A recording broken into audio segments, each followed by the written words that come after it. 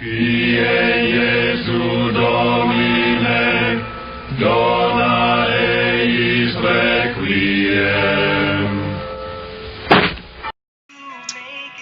Well, good afternoon, everybody. Happy Saturday. It's another late edition podcast. Nothing too alarming today. We have a beautiful day outside. Our Knights of Columbus are hosting their more or less annual car show. It's been going on the whole time I've been here, and I don't know how many years they've been doing it. So very nice. And I thought I'd kind of reflect on this morning's reading at Mass near the end of Ecclesiastes.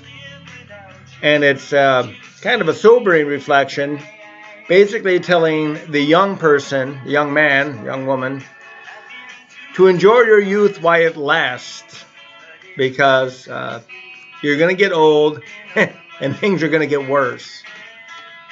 And, and it does not paint a very happy picture of old age. In fact, I think one of the best things about modern life, there are a lot of bad things about modern life, but one of the best things about modern life is that our senior years can actually be enjoyable.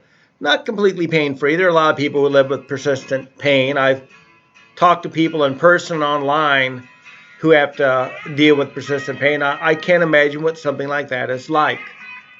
But for a lot of us, modern medicine and medical technology has made our lives a lot more manageable and a lot more enjoyable than Koheleth would have ever imagined the first reading, because he paints a pretty depressing picture of aging and dying. And it's, ending with his catchline, vanity of vanities, all things are in vain, because we come, we go, we die, and that's the end. And of course, if you have faith, you believe your life is part of a bigger picture. I hope to be joined to God in the afterlife, not in the kind of Hindu Buddhist way where I become one with God and my individuality ceases, but more the perfected version of me that I'm trying to work at in this life, however poorly, will be realized and experienced forever in communion with the Holy Trinity and with everybody else who is saved by Christ. That's the hope, and that's a big contrast to what Koheleth is painting, because Koheleth has basically said, I've tried everything in life and nothing holds up, and eventually we get old and we die. And of course, it's a little grim, but he does have one little throwaway line where he says, to persevere in doing God's will is a good and one of the better things in life. And that's true. But of course, he also sets the stage for the fact that Jesus Christ comes to reveal eternal life. And that is a wonderful gain. So anyway, if you know people who are dealing with depression or other emotional, mental disorders, pray for them, reach out to them, try to show your care for them, encourage them to find help where they can.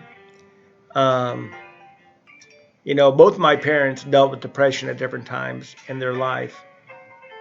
And it can become such an isolating reality for people as your emotions and your thoughts really hold you hostage.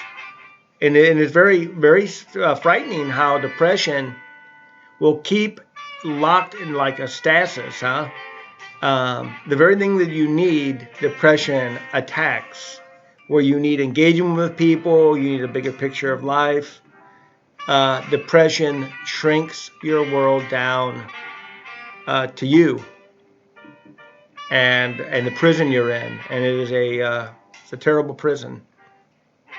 So if you know people who are depressed, certainly pray for them, and if they're your friends, really reach out to them, and be mindful that at times they may tell you everything is fine, and then you got to ask them what they're doing. And then when you find out how little they're doing, now granted, COVID, you got to do less. There are just less things to do. You get a better picture of what's going on. Well, anyway, have a great Saturday, everybody, and let's care for one another and pray for each other. And have a great day. God bless.